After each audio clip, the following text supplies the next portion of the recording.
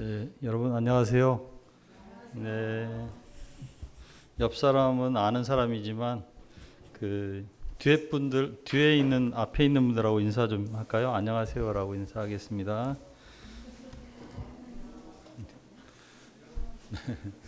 예, 반갑습니다. 환영합니다. 잠깐 그러면 묵도할게요. 조용히 기도하는 겁니다. 묵도. 예, 자.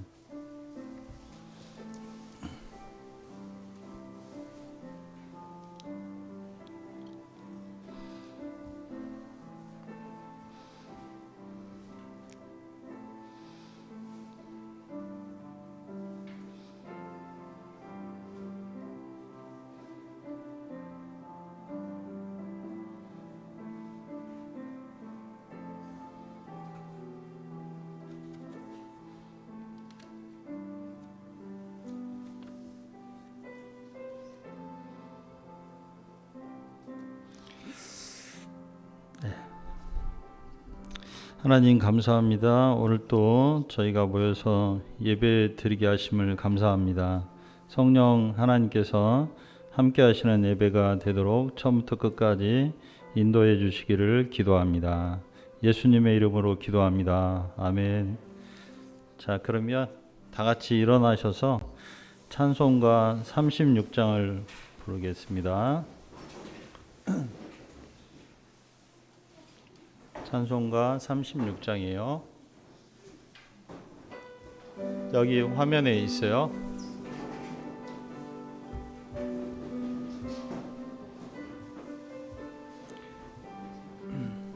주 예수 이름 높이어 다 찬양하여라. 금멸유관을 들여서 만유의 주 찬양. 금멸유관을 들여서 만유의 주 찬양. 주 예수 당한 고난을 못 잊을 죄인아, 내 귀한 보배 바쳐서 만유의 주 찬양. 내 귀한 보배 바쳐서 만유의 주 찬양.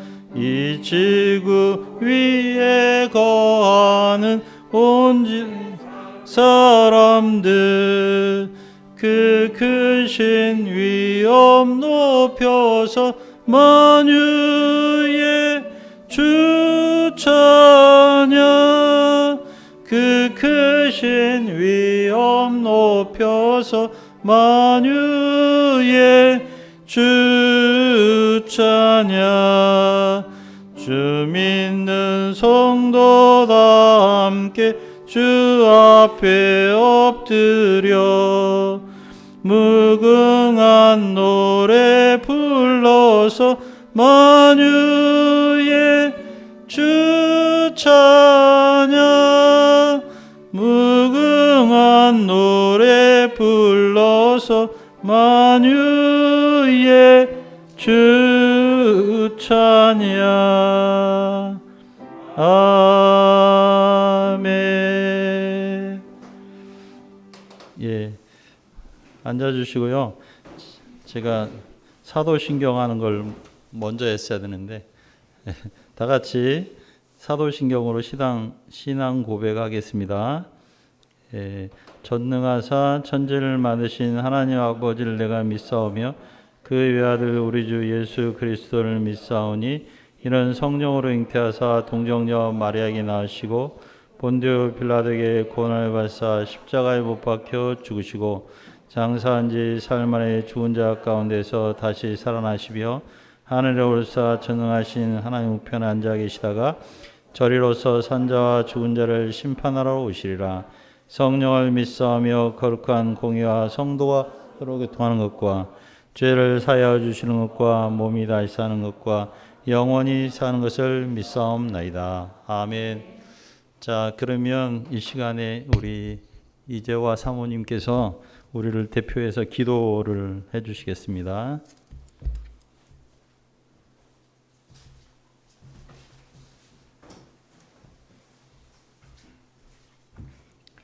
기도하시겠습니다. 사랑과 은혜가 풍성하신 하나님 아버지, 죄인들을 위해 예수님을 구주로 보내주시고 죄와 사망에서 구원하여 주심을 감사합니다. 지난주 말씀을 통하여 저희가 세상이 아니라 주 앞에서 살아야 함을 알려주심을 감사드립니다. 이 시간 성서 한국과 세계 선교를 위해 기도드립니다. 포천센터가 말씀 위에 굳게 서고 말씀 전파 사명을 감당하며 한국과 북한 땅 위에 또한 세계 각지의 양들을 섬기는 센터가 되기를 기도드립니다. 포천 지역 가운데 있는 대진대, 차익과대, 경복대 학생들에게 주님을 알고자 하는 소원을 주시고 예수님을 구주로 영접할 수 있기를 기도드립니다. 이 시간 말씀을 섬기시는 김갈래 목자님께 은혜와 성령을 부어주시고 하나님의 말씀을 잘 재현하시도록 도와주시길 기도합니다. 이 자리에 모인 우리 모두에게 말씀의 은혜가 더욱 풍성하길 기도하며 예배를 주님께 맡기며 죄인의 예수님의 이름으로 기도드립니다. 아멘. 네, 감사합니다. 자, 오늘 말씀은 누가복음 1장 26절부터 56절이에요. 저랑 여러분이 한 절씩 번갈아 가면서 읽겠습니다. 26절부터 56절. 여섯째 달에 천사 가브리엘이 하나님의 보내심을 받아 갈릴리 나사렛이란 동네에 가서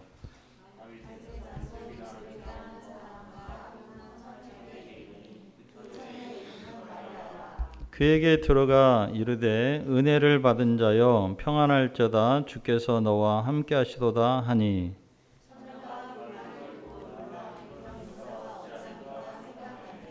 천사가 이르되 마리아여 무서워하지 말라 내가 하나님께 은혜를 입었느니라.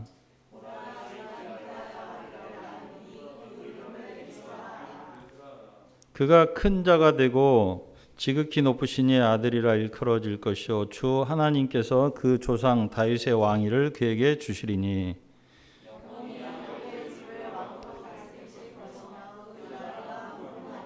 마리아가 천사에게 말하되 나는 남자를 알지 못하니 어찌 이 일이 있으리까.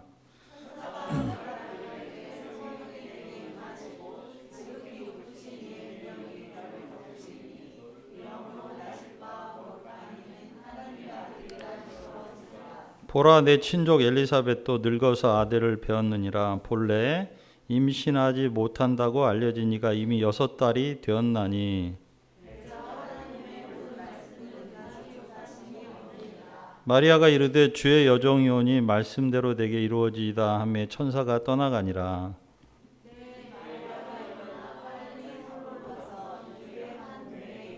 사가랴의 집에 들어가 엘리사벳에게 문안하니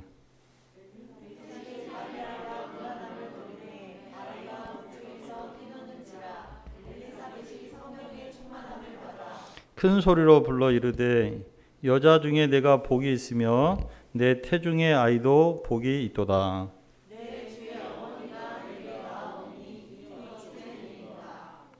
보라 내 문안하는 소리가 내 귀에 들릴 때 아이가 내 복중에서 기쁨으로 뛰놀았도다.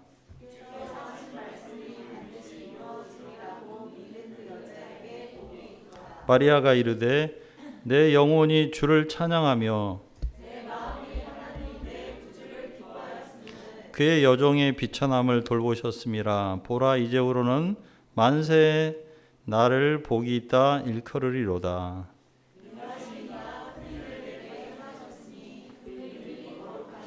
긍휼하심이 두려워하는 자에게 대대로 이르는도다.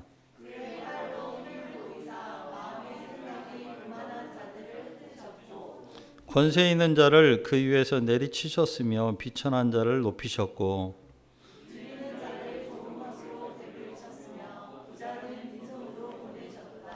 그 종 이스라엘을 도우사 긍휼히 여기시고 기억하시되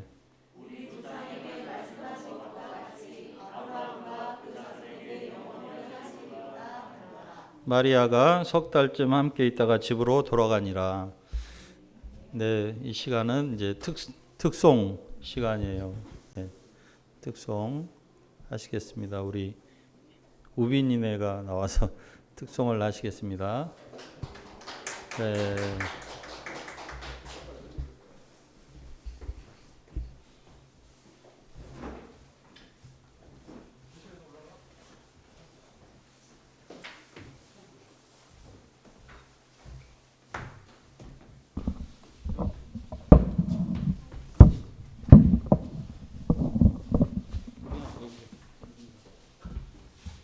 진짜 연습 아까 가는데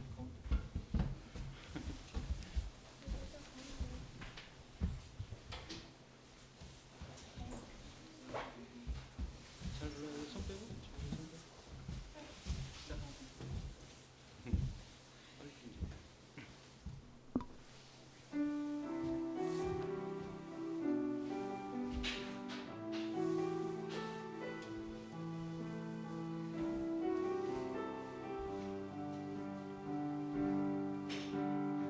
나의 가는 길 주님 인도하시네.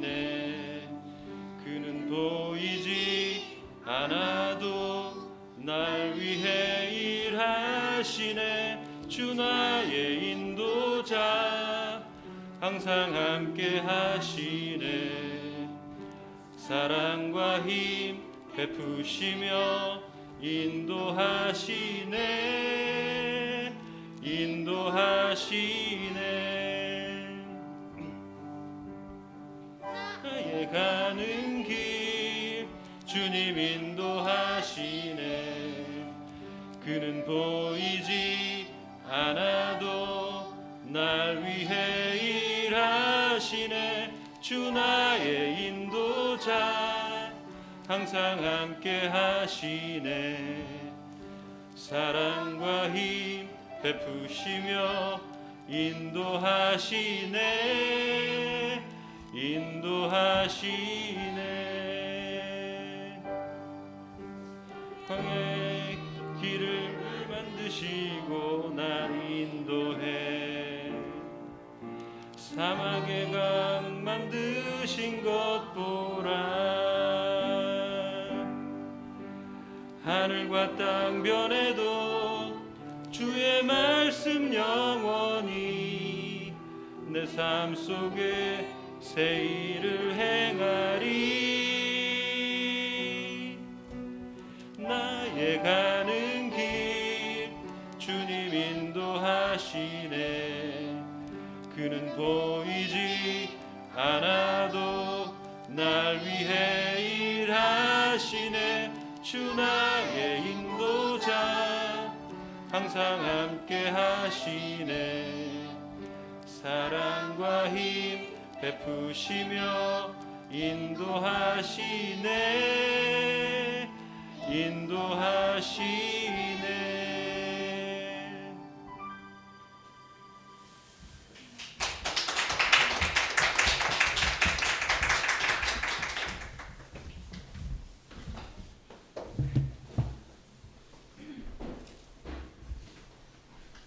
네, 특송 아주 은혜롭습니다.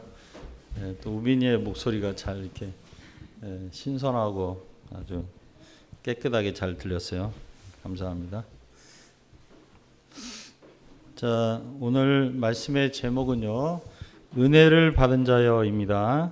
요절 말씀은 28절이에요. 28절을 같이 읽겠습니다. 시작.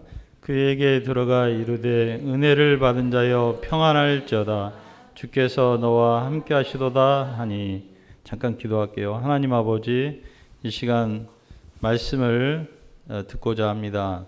성령님께서 함께 하셔서 하나님의 말씀이 우리에게 들리게 하시고 하나님의 말씀이 우리에게 은혜와 격려와 힘이 되도록 도와주시기를 기도합니다.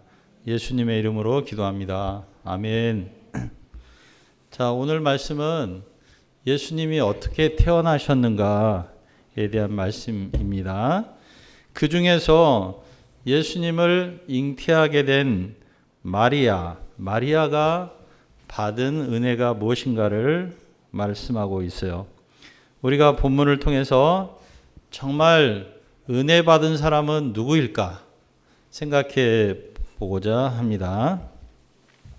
26절을 보십시오. 자, 26절을 우리 우빈이 아니라 선유가 한번 읽어보시죠. 여섯째 날에 천사 가브리엘이 하나님의 보내심을 받아 갈릴리 나사렛이란 동네에 가서 네, 조금 이따 나사렛이 어디 있는지 보여드리도록 하겠습니다. 세례 요한이 임신되었다는 소식이 6개월 전에 전해졌었죠. 그리고 천사 가브리엘이 이제 새로운 곳으로 왔어요.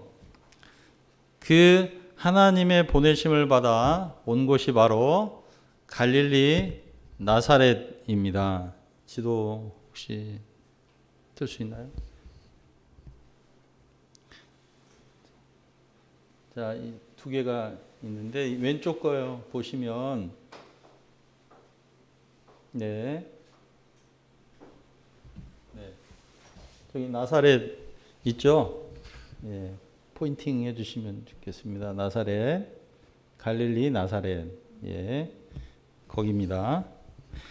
자, 이 나사렛이란 동네에 한 처녀에게 왔는데요. 이 나사렛이란 동네는 얼마나 유명하지 않는 동네인가. 구약 성경에 한 번도 그 이름이 등장하지 않는 아주 무명의 시골 동네입니다. 27절을 보십시오. 자, 27절을 이제 수아가 한번 읽어보겠어요?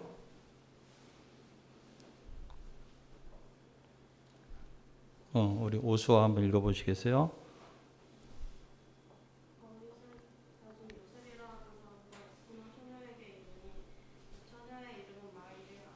네, 아직 처녀는 아니지만 소녀지만 자, 오늘의 주인공 마리아는 다윗의 자손 요셉이라는 사람하고 약혼한 상태였습니다. 이스라엘에서는 약혼은 법적인 부부 상태입니다. 그래서 이때 만약에 마리아가 아기를 가지면 그 아기는 법적으로 다윗의 후손이 되는 것입니다. 우리가 구약 성경을 보면요, 그리스도는 다윗의 후손으로 오신다고 되어 있어요. 천사는 그 말씀을 이루기 위해서 다윗의 후손과 약혼한 처녀 마리아를 찾아온 것입니다. 천사는 왜 마리아가 법적인 부부지만 아직 처녀 상태일 때 찾아왔을까요? 마리아의 몸을 통해서 태어나시는 그리스도는 인간적으로는 다윗의 후손이지만 사람들의 죄를 감당하기 위해서는 죄가 없는 하나님의 아들이셔야 했기 때문입니다. 마리아의 이름의 뜻은 무엇일까요? 혹시 알아요? 노아는 누나가 마리잖아요. 누나 이름의 뜻이 뭔지 모르죠? 예, 마리아는 사랑받은 사람이란 뜻입니다. 영어로 the beloved one입니다. 천사가 그녀를 찾아와서 뭐라고 하죠? 우리 다 같이 28절을 읽어보겠습니다. 28절입니다. 시작.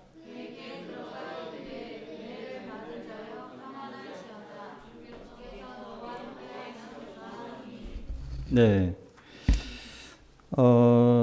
천사는 마리아에게 은혜를 받은 자요라고 불렀습니다. 은혜란 무엇일까요? 은혜란 공짜로 값없이 또는 자격이 없는데 누군가로부터 큰 호의나 혜택을 받는 것입니다. 천사는 마리아가 은혜를 받았다라고 말하고 그 다음에 평안을 빌었습니다. 평안하라. 이 말은 히브리어로 샬롬이에요. 샬롬이거든요. 근데 천사의 참 말이 약간 좀 우습지 않아요? 자기가 나타나서 엄청 놀래킨 다음에 평안하라 이렇게 하고 있지 않습니까? 예. 가브리엘 천사는 주님이 마리아와 함께 하신다라고 말했습니다. 그러자 29절을 보면요. 마리아가 천사의 말을 듣고 도대체 이런 인사가 왜 하는 거야? 어떤 이 인사의 뜻이 뭐지? 라고 생각을 했습니다. 대개 구약 성경을 보면 천사가 나타나서 주께서 너와 함께 계시도다 이렇게 말하면요. 어떤 사람을 큰 이런 전쟁의 용사로 부르시거나 위대한 하나님의 구원 역사에 어떤 지도자를 부를 때 주로 하신 말씀이었어요. 그리고 그 말씀의 대상은 거의 대부분 남자였어요.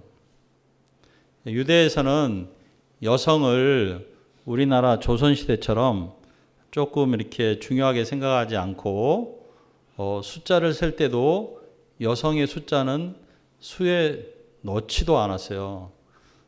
예를 들면 여기 지금 몇 명 모였다고 누구한테 얘기할 때 여자들은 다 빼고 남자들만 하나 둘 셋 넷 다섯 여섯 8명 모였다.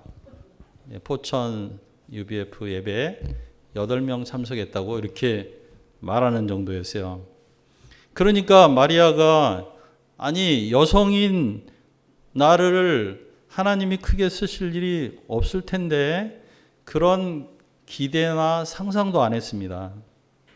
그런데 하나님께서 자신과 함께 하시겠다니 대체 나를 어떻게 쓰시겠다는 거야? 하고 이렇게 궁금해했던 것 같습니다. 천사는 마리아를 다시 부르면서 무서워하지 말고 그리고 그녀가 하나님께 은혜 받은 사실을 다시 한번 반복해서 말했어요. 30절을 한번 읽어드릴게요. 내가 하나님께 은혜를 입었느니라. 자, 이 부분에서 우리는 누구의 은혜를 입는가, 누구에게 은혜 입는 것이 정말 은혜 입는 것인가를 한번 생각해 보게 됩니다. 보통 최고의 은혜는 누구에게 받는 최고의 은혜는 누구의 호의를 입을 때 보통 정말 은혜를 받았다 이렇게 말할까요? 우빈이가 오늘 또 한번 얘기해 볼까요? 누가 나를 사랑해 주면 정말 최고로 사랑해 준다고 생각이 들까요? 아빠?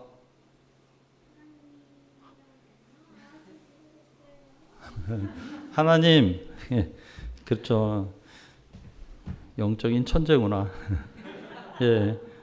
보통은 옛날에는 왕, king, by king,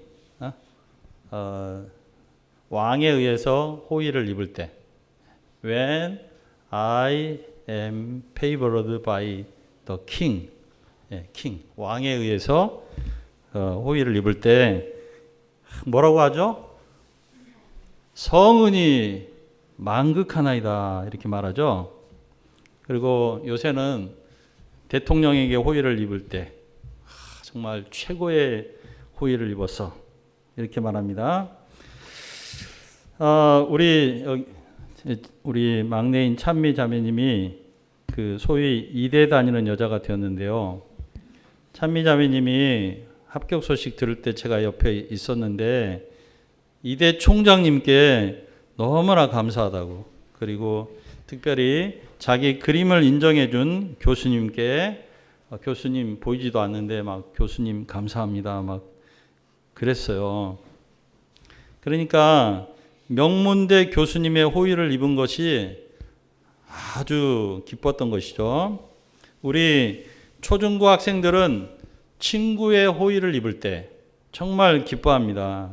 그리고 친구의 호의를 입는 것을 아주 중요하게 생각해요. 그래서 청소년들 사이에는 친구 없냐? 라는 말이 가장 가슴 아픈 핀잔이요 놀림입니다.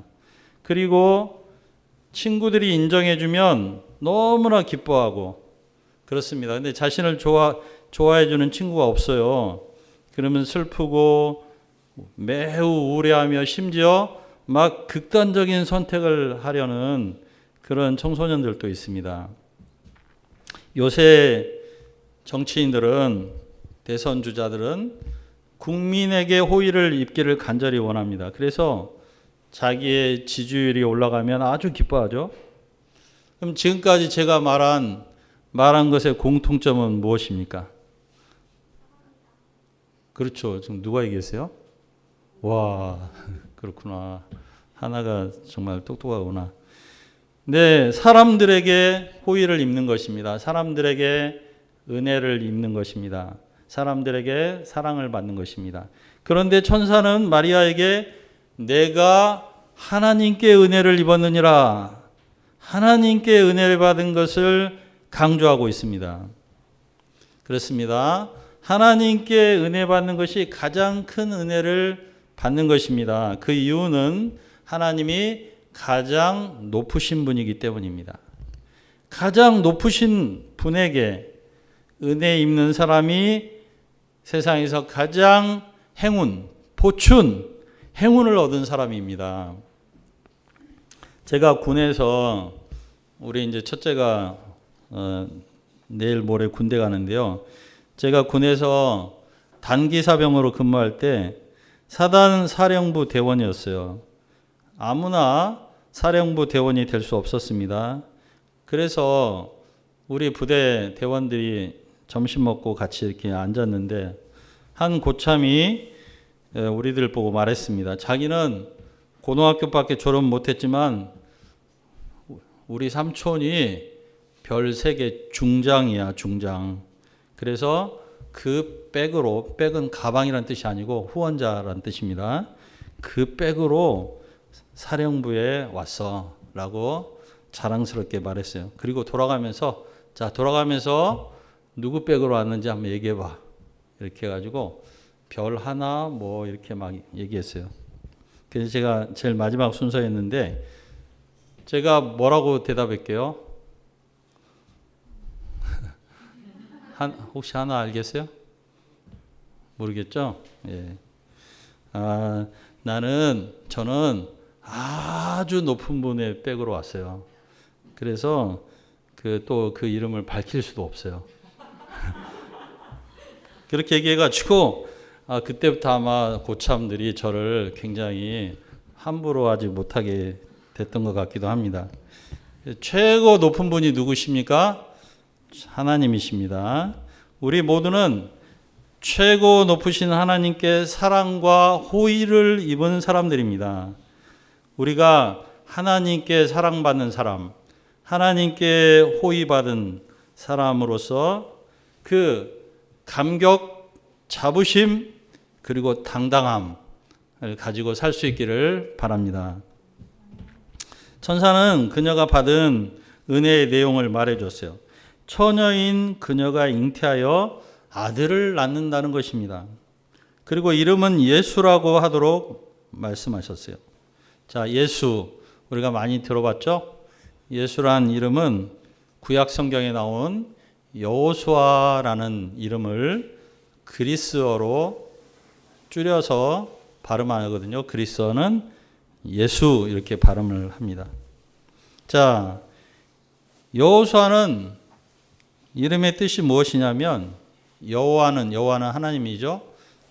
여호와는 구원이시다라는 뜻입니다. 그러니까 예수님은요, 여호와의 구원자, 여호와께서 보내신 구원자 그런 뜻입니다. 예수님의 이름의 뜻을 아셨죠? 자, 32절 중요한 말씀이에요. 32절 다 같이 한번 읽어볼까요? 시작.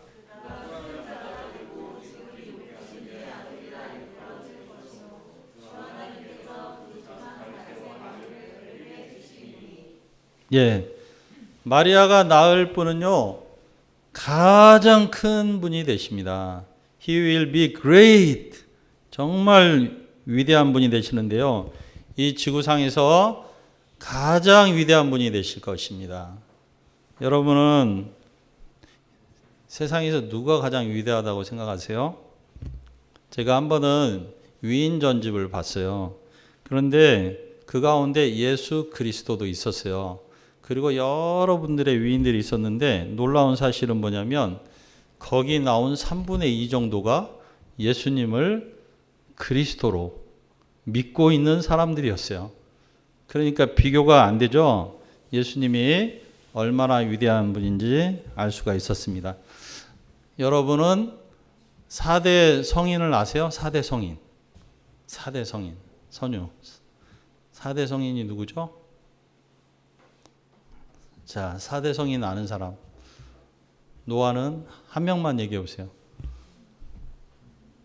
수아, 우빈이 4대 성인 중에 아는 사람 한 명만. 요새는 뭐 4대 성인이 인기가 없나 보다. 4대 성인, 공자, 그런 사람이에요. 소크라테스, 석가, 예수 그리스도, 이렇게 4명이 인류 역사상 가장 위대한 분이라고 하는 4분이에요. 그래서 특히 공자는 동양의 성인이잖아요. 그분은 많은 명언과 삶과 정치에 대한 어떤 깨달음을 남겼어요. 그런데 그의 제자 중 한 사람이 공자님께 물었어요. 선생님, 사람이 죽은다면 어떻게 될까요? 궁금해요. 그러니까 공자가 말했습니다. 나는 아직 삶도 다 깨닫지 못했어. 죽음에 대해서는 나에게 묻지 마. 라고 말했습니다. 여러분, 소크라테스는 아주 솔직한 사람이었어요. 그래서 소크라테스는 무엇을 깨닫고 가르쳤냐면요. 내가 아는 것은 내가 모른다는 것뿐이다. 라고 말했어요. 그래서 사람들하고 대화를 해서 이렇게 결국은 아무것도 제대로 아는 게 없다는 것을 깨닫게 해주는 일을 했어요. 그걸 무지의 지라고 그래요. 모른다는 것을 안다는 거예요. 그래서 소크라테스의 한계입니다. 석가를 보면 엄청 고차원적으로 보이죠.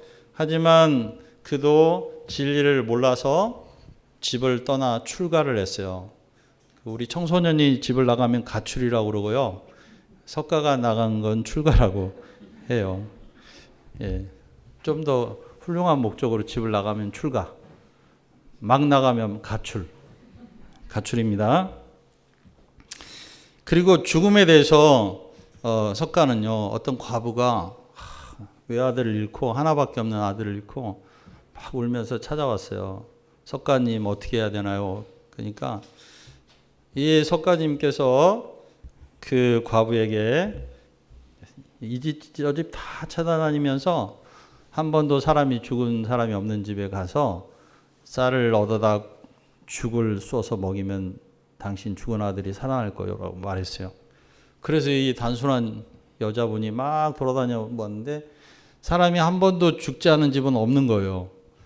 그래서 사람은 다 죽는 거구나. 나만 내 아들만 죽은 게 아니라 사람은 다 죽는 거고 다만 빨리 죽었을 뿐이구나. 어차피 죽는 거구나. 이렇게 석가가 가르친 철학은 그 숙명으로 받아들이는 거예요. 그래서 그리고 어떤 고뇌가 있으면 욕심 때문에 생기는 건데 욕심으로부터 자유롭게 되면 그 고뇌도 없어진다. 그래서 유명한 색즉시공 공즉시색이라는 말 남겼는데 영어로 seeing is nothing, nothing is seeing입니다. 대단한 것처럼 보이지만 아무것도 아니고 아무것도 아닌 것처럼 보이지만 대단한 거예요. 생각을 바꾸면 삶의 자유가 온다는 거예요. 그게 석가가 가르친 것입니다. 우리도 다 알고 있는 겁니다. 사실은. 이들에 비해서 예수님은 어떻게 다르냐? 예수님은 처음부터 진리를 알고 계셨고 진리를 선포하고 진리를 가르치셨어요. 이제 아마 다음 강의에 보면 예수님의 어린 시절이 나오는데요. 예수님은 그 당시 엄청난 납비들에게 질문하면서 진리를 가르쳤어요. 몰라서 물어본 게 아니라 선생이 어린 학생들을 이렇게 질문하듯이 그분들을 가르쳤어요. 예수님이. 예수님은 한 번도 진리가 무엇인지 때문에 고민하여 출가하거나 가출하신 적이 없습니다. 예수님은 나는 길이요 진리요 생명이다 이렇게 선포를 하셨어요. 그것이 예수님과 다른 위대한 사람들의 차이점입니다. 예수님이 근본적으로 다른 사람들과 차이점이 있는 것은 사람의 모습을 가지고 계셨지만 그분은 지극히 높으신 하나님의 아들, 신성을 가지신 분이었기 때문입니다. 위대성을 말할 때 보통 업적, 능력, 인격을 거론하는데요. 예수님이 정말 가장 위대한 분인 이유는 우리 인간이 도저히 해결할 수 없었던 죄와 죽음의 문제를 해결하셨기 때문입니다. 그 공로는 노벨상 100개보다 더한 것입니다. 예수님이 가장 위대하신 것은 그 능력과 함께 그 인격, 그 겸손, 그 사랑, 그 희생 때문입니다. 예수님은 물 위를 걷는 능력도 있으셨지만 제자들의 발을 낮아져 씻겨주시고 죄인들을 위해 하나밖에 없는 자기 생명을 버리셨습니다. 그래서 예수님이 가장 위대하신 분입니다. 주 하나님께서는 이제 그 조상 다윗의 왕위를 예수님에게 주십니다. 그래서 그분은 영원히 하나님의 백성들을 왕으로서 통치하게 되시며 그분의 나라는 무궁할 것입니다. 무궁이란 말은 현상 유지가 아니라 점점 더 생명력이 충만하여 발전하고 번창하는 것을 말합니다. 자, 이상의 이야기를 듣는 마리아의 반응이 어땠죠? 34절을 한번 우리 자매님들께서 다 같이 한번 읽어볼까요? 시작.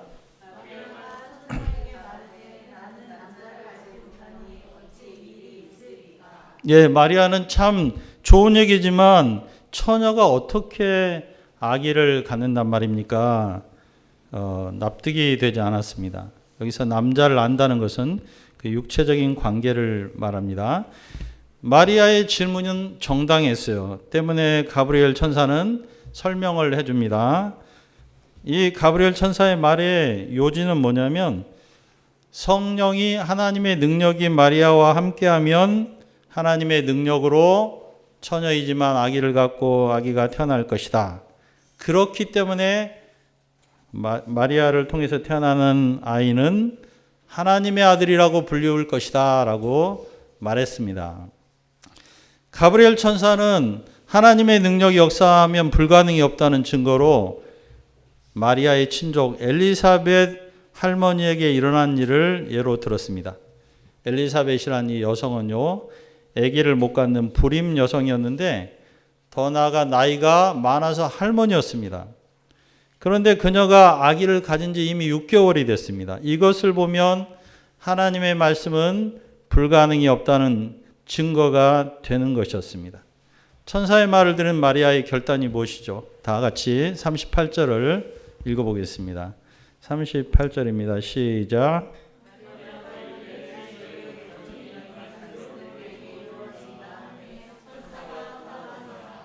예, 마리아는 주님의 계획이 자기 삶에서 이루어지기를 바란다고 말했습니다. 처녀가 잉태하고자 할 때요, 많은 오해와 비난이 있을 수 있어요. 처음에 요셉이 배신감을 느끼겠죠.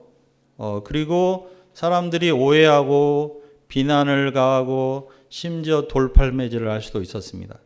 그런데도 마리아가 처녀로서 아기를 낳는 주님의 계획을 받아들인 이유가 무엇이냐면 나는 주님의 종입니다라는 그 정체성 인식이라고 합니다.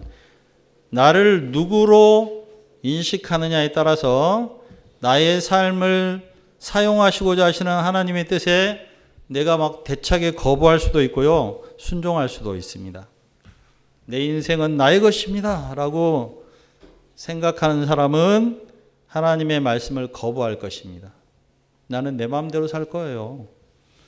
그러나 내가 주님의 종이고 그리고 주님이 내 인생의 주인이라고 생각하면 자기 주장을 하지 않습니다. 왜냐하면 종이란 자기 결정권이 없고 주인의 뜻에 전폭적으로 순종하는 존재이기 때문입니다. 마리아는 자기를 주님의 여종으로 인식했습니다.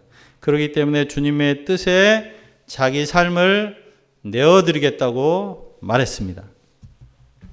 마리아의 결단을 듣고 천사가 떠나가자 마리아가 어디로 달려가죠? 39절을 보십시오. 39절 읽겠습니다. 시작. 이때 마리아가 일어나 빨리 산골로 가서 유대 한 동네에 이르러. 예, 여기 지도에 보시면 지도 보겠습니다. 예, 지도. 예, 그렇습니다. 여기에 보면 여기가 나사렛이죠. 여기서 여기까지입니다. 여기 엔케렘이라는 곳입니다. 거기가 사가랴와 엘리사벳 부부가 살고 있던 그런 곳이에요. 지금도 가면 사가랴와 엘리사벳 부부의 집, 세례 요한이 태어난 집이 있습니다. 거기까지 144km입니다. 마리아는 이 문제를 상의하기 위해서 친구들을 호출하지 않았어요. 친구들을 불러서 상담하지 않았고 부모님 심지어 요셉과도 대화하지 않았고 먼저 천사가 말한 그 엘리사벳 할머니를 찾아가서 정말 천사의 말처럼 아기를 갖고 있는지 어떻게 아기를 갖게 되는지 알아보고자 간 것이에요. 그래서 몇 킬로를 갔다고요? 144km. 예. 오늘 우리 제주 목자님은 몇 킬로를 달려서 여기 오셨죠? 예, 100km. 예, 144km를 달려서 왔습니다. 그런데 마리아가 문안 인사를 하자 엘리사벳의 복중 배 안에 있는 아기 세례 요한이 막 기뻐서 껑충껑충 막 뛰고 그러는 거예요. 세례 요한은 모태 솔로란 말도 있는데 모태로부터 성령이 충만한 영적 천재에서인지 6개월밖에 안 된 아이가 예수님과 그 어머니를 알아보고 막 껑충껑충 막 뛰는 겁니다. 배에서. 이것을 느낀 엘리사벳도 덩달아 성령 충만해졌어요. 그래서 성령이 충만해진 엘리사벳 할머니가 큰 소리로 외쳐서 말합니다.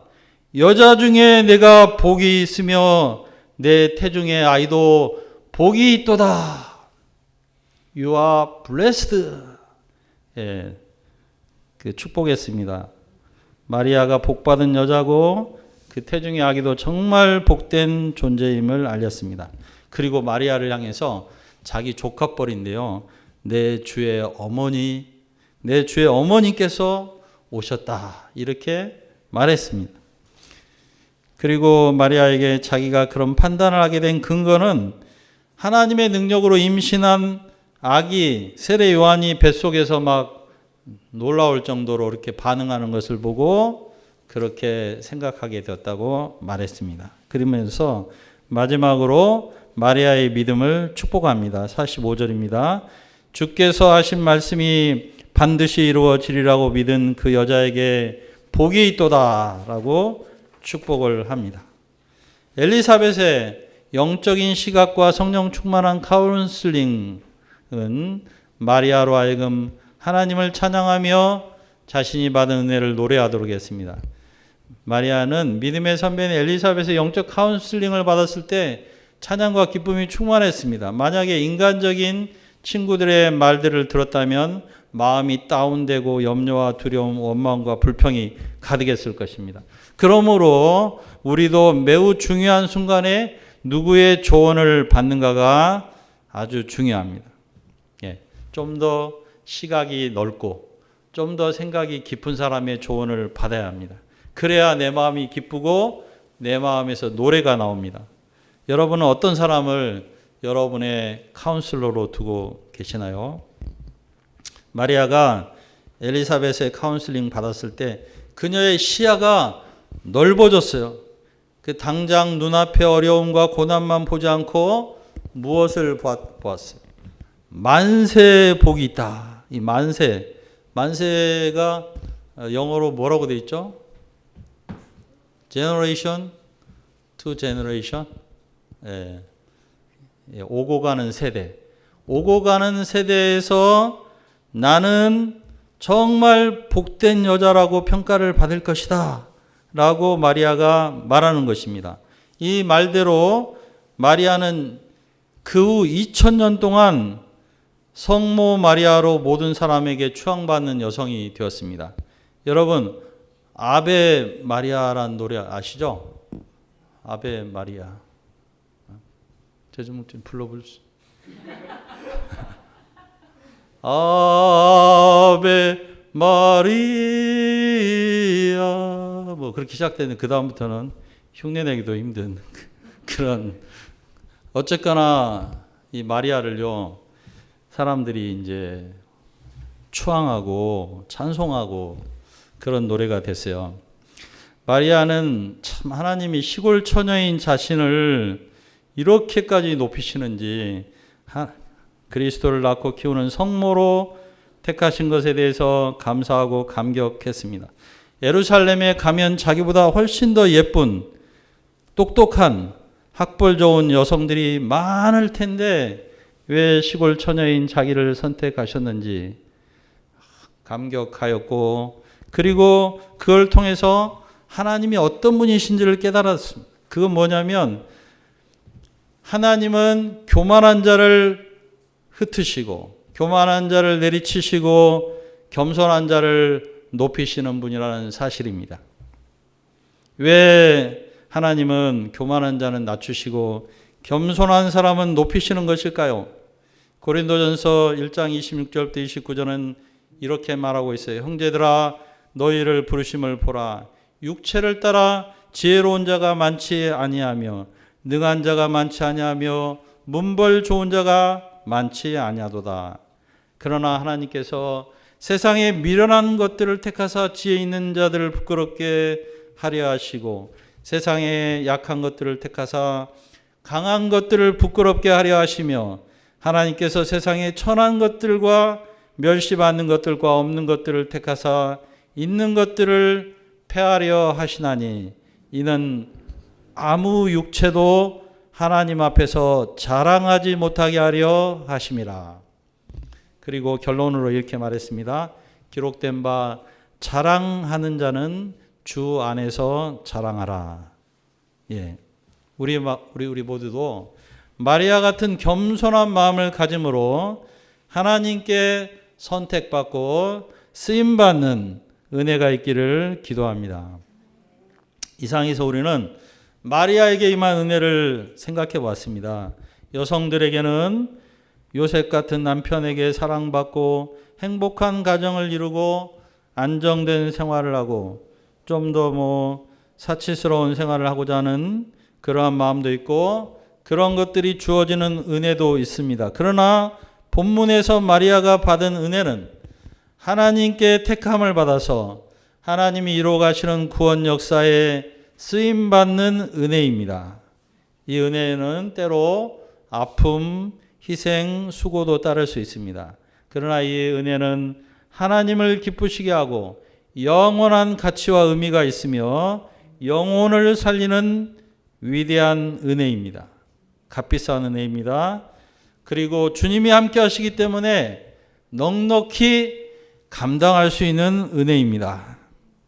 주님은 우리를 찾아와서 말씀하십니다. 2000년 전에 가브리엘 천사가 갈릴리 나사렛 동네에 와서 인사하고 말했듯이 은혜를 받은 자여 평안할지어다 주께서 너와 함께 하시도다. 이렇게 말씀하십니다. 우리가 이 영광스러운 주님의 선택과 그리고 방문과 부르심을 잘 감당하여 성모 마리아처럼 만세 복이 있는 그러한 사람들이 다 될 수 있기를 기도합니다. 자, 우리 요절 말씀 읽고 마치겠습니다. 28절이죠. 자, 시작. 그에게 들어가 이르되 은혜를 받은 자여 평안할지어다. 주께서 너와 함께 하시도다 하니.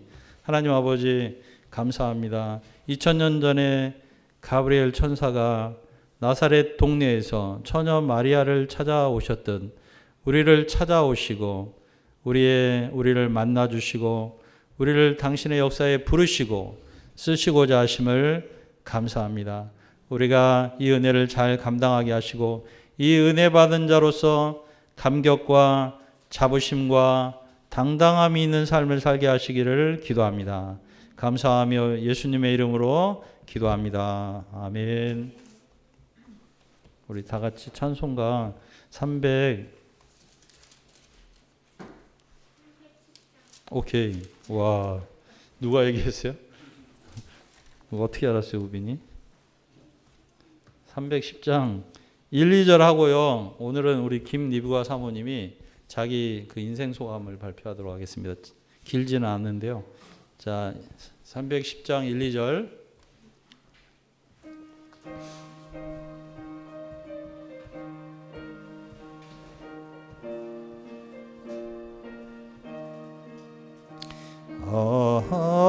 하나님의 은혜로 있을 데 없는 자 왜 구속하여 주는지 난 알 수 없도다. 내가 믿고 또 의지함은 내 모든 형편 잘 아는 주님 늘 돌보주실 것을 나는 확실히 아네. 왜 내게 굳센 믿음과 또 복음 주셔서 내 마음이 항상 편한지 난 알 수 없도다.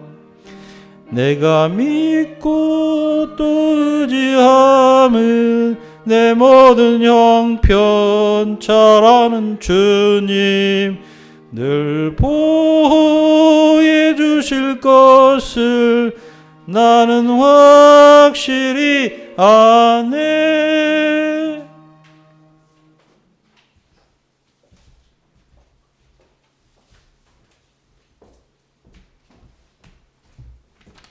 안녕하세요. 네, 제가 소원 발표한 지가 한 몇십 년은 된 것 같아요. 네, 발표하겠습니다. 그에게 들어가 이르되 은혜를 받은 자여 평안할지어다. 주께서 너와 함께 하시도다니. 은혜로우신 하나님 아버지, 일생 죄로 인해 소망 없이 살다가 죽었을 자를 예수 그리스도의 귀한 보혈로 구원하여 주시고 주님의 맡기신 영혼들을 섬기는 은혜를 허락해 주셔서 깊이 감사합니다. 포천으로 목양지를 옮기게 하심으로 이 땅에서 새롭게 주님의 양들을 섬기는 은혜를 주셔서 감사합니다. 제가 주님이 제 인생에 허락하신 귀한 은혜들을 인하여 겸손히 주님의 양무리들을 섬기는 충성된 목자로 살기를 기도합니다. 이 시간 소감을 통해서 주님의 은혜를 돌아보고 나누는 시간 되길 기도합니다. 아멘. 마리아는 메시아 예수 그리스도를 낳고 키우는 성모의 은혜를 받았습니다. 하나님께서 그 조상들에게 주셨던 약속을 좇아 다윗의 후손이요 처녀의 몸을 통해 오실 그리스도를 위해 하나님께서 그를 택하셨습니다. 성모가 되는 은혜는 세상에서 둘이 될 수 없는 유일한 은혜요 누구와 나눌 수 없이 오롯이 홀로 받는 은혜입니다. 반면 우리가 받는 구원의 은혜는 예수 그리스도의 피를 믿는 믿음으로 믿는 믿음만 있으면 누구나 받을 수 있는 은혜입니다. 그러나 결코 그것이 가벼운 것이 아닙니다. 예수님의 피 흘리심의 대가로 누리는 생명과 맞바꾼 은혜입니다. 제게도 예수 그리스도의 피 흘리심으로 말미암아 받게 된 놀라운 구원의 은혜가 있고 또 주님의 종으로서의 부르심의 은혜가 있습니다. 이 시간 제게 임한 주님의 은혜를 돌아보며 제가 얼마나 큰 은혜 받은 자인지를 새롭게 새기기를 기도합니다. 저는 갈릴리 나사렛과 같은 무명의 경북 시골 작은 마을에서 태어났습니다. 남존 여비 사상이 강해 딸은 중학교만 마치면 근처에 있던 구미 공단으로 가든지 아니면 여상으로 가던 지역에서 다행히 공부를 잘했다는 이유로 여고 진학을 하고 또 대학 진학을 하면서 서울물도 먹게 되었습니다. 술과 폭력, 노름으로 인생을 허비하시는 아버지로 인해 어머니가 가정의 모든 짐을 져야 했고 집안은 늘 전쟁터와 같았습니다. 이런 집안에 대한 운명주의, 열등감이 늘 마음 한켠에 자리 잡고 있었습니다. 저는 미숙아로 태어나 호적을 6살 때에야 올릴 정도로 생존 가능성이 약한 약골이었지만 사춘기가 되어 살이 점점 찌면서 외모에 대한 컴플렉스도 생겼습니다. 외모와 가정에 대한 열등감을 오직 공부 하나로 커버하고 있었는데 시내 고등학교에 진학하면서 저는 자신이 알지 못하는 공부의 세계가 있다는 것을 알고는 더 열심히 공부하기보다 삐딱선을 타면서 아웃사이더들의 리더가 되어 리더가 되어 학교에서 겉돌았습니다. 여고 시절 저는 반발심과 열등감이 뒤섞여 학교에서 선생님들에게 대들고 싸우길 몇 번이나 하여 제가 교실 밖으로 쫓겨나든지 아니면 선생님이 수업 도중에 나가버리게 하였습니다. 저는 집에서는 아버지와 싸우고 학교에서는 선생님들과 싸우는 구제불능 같은 존재였습니다. 고등학교 때 오빠가 데모를 많이 하는 학교들에 대해 이야기하며 여기는 가지 말라고 했는데 저는 반발심 때문에 그 학교에 꼭 가고 싶어 했습니다. 그곳이 바로 성균관대였습니다. 그렇게 저는 성대 역사교육과에 들어갔습니다. 그러나 또다시 열등감으로 대학에 적응하기가 쉽지 않았습니다. 과에 지방 여학생은 제가 유일하였는데 투박한 경상도 사투리 또 못나고 뚱뚱한 외모가 더 도드라지는 것 같았습니다. 대학에 와서 저는 열심히 학회를 하며 낮에는 데모대를 쫓아다니고 밤에는 술판을 떠나지 않았습니다. 열등감을 잊고자 열심히 술을 먹었지만 다음 날이 되면 어제의 기억이 가물거리면서 더 괴로울 뿐이었습니다. 저는 아버지에 대한 증오심과 미움으로 아버지 곁을 떠나고 대학에만 가면 저희 인생에 봄날이 올 것 같았지만 여전히 저는 대학 선배들을 미워하고 세상을 증오하며 내면에는 어떤 기쁨도 평강도 없고 도리어 인생이 칠흑같이 어두울 뿐이었습니다. 어느 날 늦은 밤 전철을 기다리며 이런 것들을 생각하며 환경이 바뀌었다고 되는 것이 아니라 저 자신이 바뀌지 않으면 안 된다는 깊은 문제의식을 갖게 되었습니다. 그런데 이런 시간들을 보내고 있던 어느 날 그날도 고주망태가 되도록 술을 먹고는 집에도 못 찾아가고 결국 과 선배가 고모에게 연락을 하여 고모댁 식구들이 총출동해서 데리고 가는 사건이 있었습니다. 이 일로 인해 저는 고모집 식구들에게 면목이 없고 또 시골에서 뼈 빠지게 일해서 대학 보내주신 어머니에 대해서도 면목이 없어 죽어야겠다고 생각을 했습니다. 그때 친구와 함께 성경 공부를 하게 되었는데 한 말씀이 정광석화 같이 저의 뇌리에 박혔습니다. 요한복음 8장 12절 나는 세상의 빛이니 나를 따르는 자는 어둠에 다니지 아니하고 생명의 빛을 얻으리라. 이 말씀은 그동안 한 치 앞도 보이지 않는 캄캄한 터널 속 같다고 생각되던 자신의 인생에 대한 분명한 답이 되었습니다. 세상에 비치신 예수님을 따르면 내 인생에도 빛이 생기고 달라질 것이라는 생각이 들면서 예수님을 따르기로 결단을 하게 되었습니다. 그날 이후 저의 삶에 놀라운 일이 일어났습니다. 저의 별명은 과에서는 술통, 동문회에서는 소주 킬러였는데 그날 이후 술을 마시려고 하면 바로 토할 것 같은 증상이 나오면서 단 한 잔의 술도 마시지 않게 되었습니다.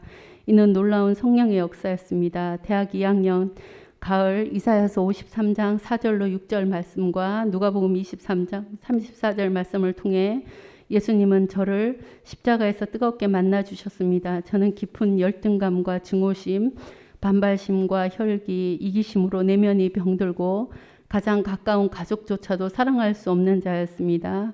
말씀 앞에서 저의 모든 주홍 같고 진홍 같은 죄악들이 떠올려졌습니다. 그러나 이런 형편없는 죄인을 위해 십자가에서 고난 당하시며 저를 위해 기도하시는 예수님의 그 사랑을 심령에 깊이 덧입게 되었습니다. 너무나 기이하게도 저를 고통스럽게 하던 죄짐이 떠나고 나비같이 된 자신을 발견했습니다. 너무나 큰 기쁨으로 종로 5가 UBF 센터에서 성대 후문 자취방까지 나비가 된 것 같이 춤추듯이 갔던 기억이 지금까지도 생생합니다. 막시즘 학회와 데모대로 쫓아다니던 자가 갑자기 크리스찬이 되어 버림으로 선배들과 친구들의 설득과 핍박이 있었지만 오히려 나중에는 그들이 제게 기도 지원을 부탁하고 신앙 상담을 해오는 관계가 되었습니다. 술자리에서 서로 하소연하던 저의 술 친구, 학회 친구들에게 복음을 전하였습니다. 또 친구들은 저를 보면 진짜 신이 있다는 것을 인정할 수밖에 없다고 하였습니다. 또 고등학교 때 아웃사이더 모임을 하던 친구들을 초청하여 성경 공부도 하였습니다. 저는 열등감과 반발심, 증오심, 이기심 등 이루 헤아릴 수 없는 죄와 인생의 문제들로 인해 단 한 번도 평안의 감정을 누려본 적이 없고 도리어 한 치 앞도 보이지 않는 캄캄한 터널 속 같은 인생을 살았습니다. 그런데 예수님은 저를 구원하셔서 제게 평강을 선물로 주셨고 빛과 생명을 주셨습니다. 그리고 이 은혜를 증거하는 증인으로 삼아 주셨습니다. 주님은 예레미야 1장 5절 내가 너를 모태에 짓기 전에 너를 알았고 내가 배에서 나오기 전에 너를 성별하였고 너를 여러 나라의 선지자로 세웠노라 말씀을 주셔서 저를 열방의 선지자로 쓰시고자 하시는 주님의 부르심을 분명하게 새겨주셨습니다. 저는 대학교 2학년 때 예수님을 만난 후 지난 30여 년간 예수님을 전하는 은혜와 사도의 직분을 감당하였습니다. 부족하지만 주님께서 저를 사용하셔서 많은 영혼들이 주님을 만나고 예수님을 증거하는 주의 증인이 되게 하셨습니다. 이 주님의 은혜를 깊이 감사하고 찬양드립니다. 그동안 성균관대학과 안성중앙대에서 주님의 은혜를 감당하며 예수님을 증거하는 종으로 쓰임을 받았습니다. 그리고 이제 새롭게 주님께서 저를 포천으로 보내셔서 대진대와 차의과대학과 경복대 가운데 주님의 아름다운 덕을 선전하는 당신의 종으로 쓰시고자 하심을 생각할 때 감사를 드립니다. 사실 저는 영혼에 대한 구원의 열정이 넘치는 사람도 아니고 언변이 있는 것도 아니고 또 친화력이 뛰어난 사람도 아닙니다. 그러나 주님이 저를 구원하여 주시고 영혼 구원을 위해 불러주신 그 은혜를 쫓아서 다만 겸손히 성령을 의지하고 또 감사함으로 영혼들을 만나고 돕는 자로 쓰임 받기를 기도합니다. 2022년 새해 주님의 구원과 부르심의 은혜를 힘써 감당하며 한 영혼 구원 역사에 쓰임 받는 한 해가 되기를 기도합니다. 아멘 한마디. 저는 구원과 부르심이라는 최고의 축복을 받은 은혜 받은 자입니다.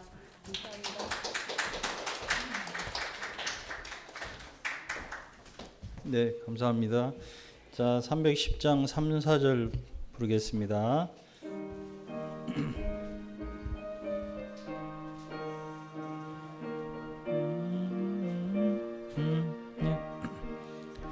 왜 내게 성령 주셔서 내 마음을 감동해 주 예수 믿게 하는지 난 알 수 없도다.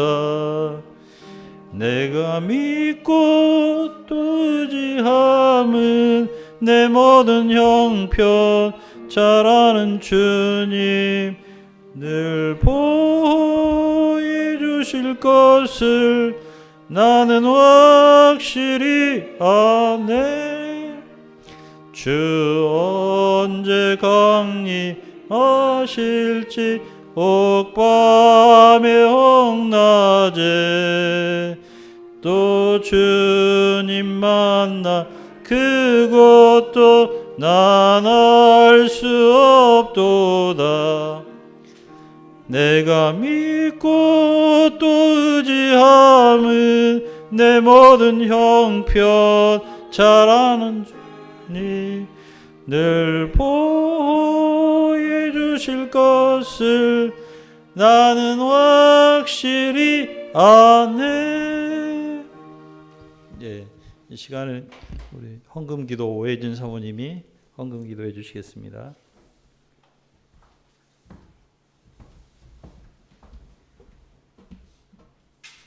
기도하시겠습니다. 감사하신 하나님 아버지, 또 이곳 포천센터에서 저희 이렇게 두 번째 예배를 은혜롭게 드리게 해주셔서 감사드립니다.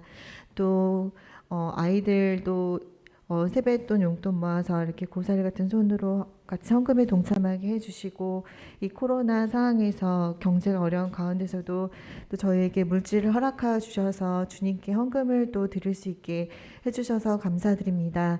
저희가 드리는 이 작은 오병이어 이 작은 헌금 드리지만 모여서 또 성서한국, 또 북한 선교, 또 세계 선교의 귀한 바탕이 되게 도와주시고, 또 함께 은혜로운 공동체를 만들어 가는데 또 귀한 바탕이 되게 도와주시길 기도드립니다. 감사하신 하나님 아버지, 또 저희에게 늘 건강을 허락해 주시고, 또 하시는 사업마다 또 복을 부어 주셔서 또 저희에게 또 더 많은 헌금을 드릴 수 있는 은혜를 허락해 주시길 기도드립니다. 감사드리며 예수 그리스도의 이름으로 기도드립니다. 아멘. 감사합니다. 우리 리브가 사모님께서 그 인생 소감을 발표를 해주셨는데, 그 열등감과 반발심 가운데 있었던 삶에서 열방의 선지자로 이렇게 사람을 구원하고 섬기는 삶을 사셔서 하나님의 은혜가 크고 잘 드러난 것 같습니다. 우리 리브가 사모님께서 예전에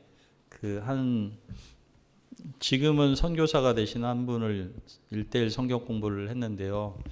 미국에 있는데 메리 선교사님, 민 메리 선교사님이라고 있어요.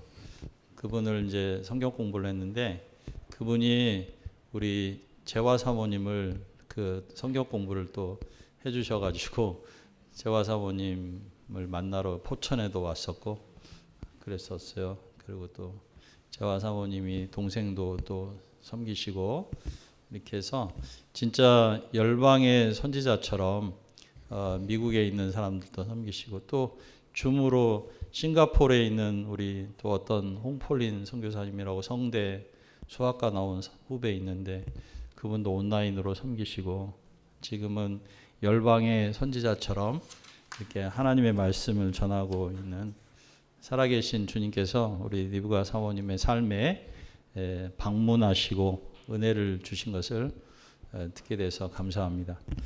자, 그러면 예배 광고를 드리겠습니다. 오늘 예배 참여해 주셔서 감사하고요.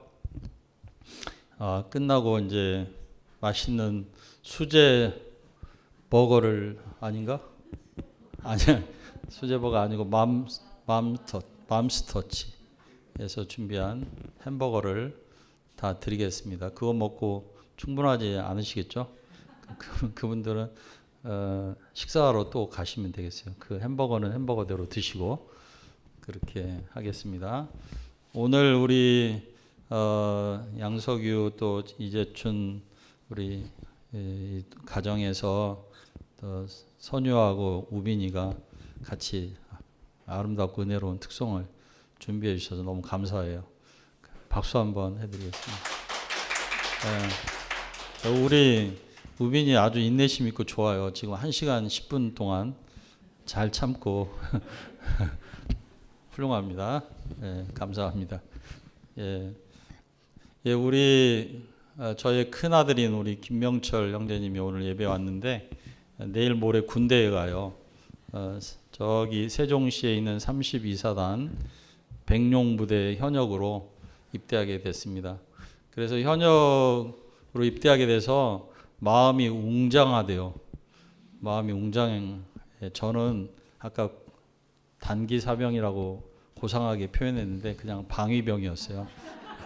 근데 우리 김명철 형제님이 이제 현역으로 입대하게 돼서 아버지를 이제 누를 수 있는 좋은 기회가 됐습니다. 그래서 현역으로 잘 마치고 오면 이제 저는 그 앞에서 군대 얘기 같은 건 하지 않도록 그렇게 하고자 합니다. 우리 김명철 형제님이 키가 183이고 아주 에너지도 엄청나가지고 지리산 종주할 때 한 40에서 50km를 맨 꼴찌에서 가다가 한 10km쯤 남겨놓고 1등으로 해서 지리산 천왕봉에 제일 먼저 18명 중에 제일 먼저 올라간 에너지를 갖고 있고 아주 천재성도 있고 그래요. 군대 잘 갔다 오기를 바라고 명철아 한 번만 일어서 좀 어때요? 예, 자 우리 김명철 형제님 군대 잘 갔다 오도록 박수 한번 해주세요. 네, 감사합니다. 혹시 광고해야 될 사항 있으면 얘기해 하실 거 있으십니까? 빠진 거. 예, 지난주에 명절 때 한탄강 그 잔도에 갔다 왔어요. 많이는 못 갔는데 기가 막힌 곳이더라고요. 그래서 그 철원 쪽에 더 멋있어가지고 철원이라고 그래서 먼 줄 알았더니 포천하고 한탄강을 이렇게 사이에 두고 왼쪽은 포천이고 오른쪽은 철원이더라고요. 그래서 그 얼마 멀지 않았어요. 근데 정말 멋진 곳이더라고요. 나중에 혹시 가족끼리 가셔도 되고 같이 가도 되고 그럴 것 같아요. 그래서 감사합니다. 그러면 뭐 다른 광고는 없고 오늘 제가 우리 김명철 형제님도 군대 파송하고 그래가지고 그 기념 사진을 하나 찍으려고 그래요. 그냥 앉아 계신 그대로 있으면 제가 찍어드릴게요. 그렇게 해서 기념으로 남겨놓으려고 합니다. 자, 우리 니우가 사모님이 햄버거 받으러 가셨네. 들어오면 곧바로 찍을게요. 선유는 예배 말씀 잘 이해돼요? 아유, 감사합니다. 여기 전부 예. 자, 그러면 연습으로 한번 찍어볼게요. 연습으로. 자, 재주 목자님 여기 한번 앉아보시죠. 혜진 사모님도 여기 재주 목자님과 같이. 우리 혜진 사모님이 이제 학원 그 영어 학원을 오픈하려고 해요. 잘하시도록 기도해 주시면 좋을 것 같아요. 자, 연습입니다. 하나, 둘. 네, 좋았어요. 자, 이제 들어오면 찍겠습니다. 예, 자 들어오셨네요. 예. 예.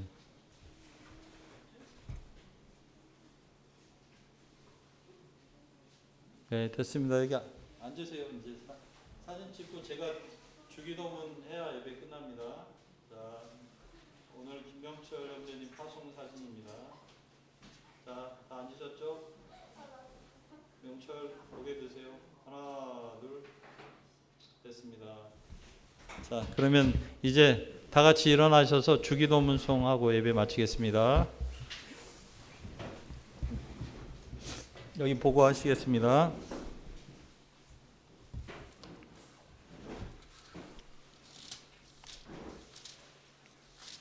예, 반주해 주세요. 네. 계신 아버지 이름 거룩하사 주님 나라 임하시고 뜻이 이루어지이다.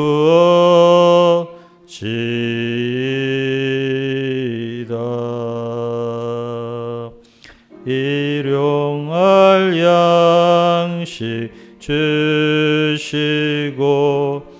우리들의 큰 죄 다 용서하옵시고 또 시험에 들게 마시고 악에서 구원하소서. 대개 주의 나라 주의 권 권세 죄 영광 영원히 아멘.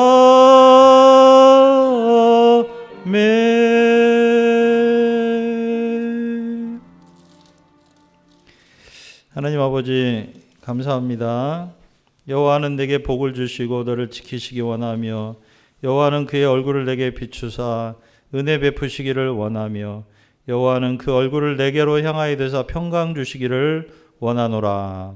하나님 아버지 오늘 예배에 참여한 모든 분들 자신이 하나님께 은혜 받은 자임을 알고 그 확신과 감격과 자부심과 당당함을 가지고 살아가는 한 주가 되게 해주시기를 기도합니다. 하나님 아버지 특별히 군에 입대하는 우리 김영철 형제님이 웅장한 가슴을 안고 부대에 잘 들어가서 훈련을 잘 받고 씩씩한 또 우리 대안의 남하로 거듭나 돌아올 수 있도록 도와주시고 하나님의 은총과 함께하심이 늘 함께하여 놀라운 은혜를 간증할 수 있는 그러한 군 입대와 군 생활이 되게 하여 주시기를 간절히 기도합니다. 감사하며 예수님의 이름으로 기도합니다. 아멘. 감사합니다. 예배 마쳤습니다. 예.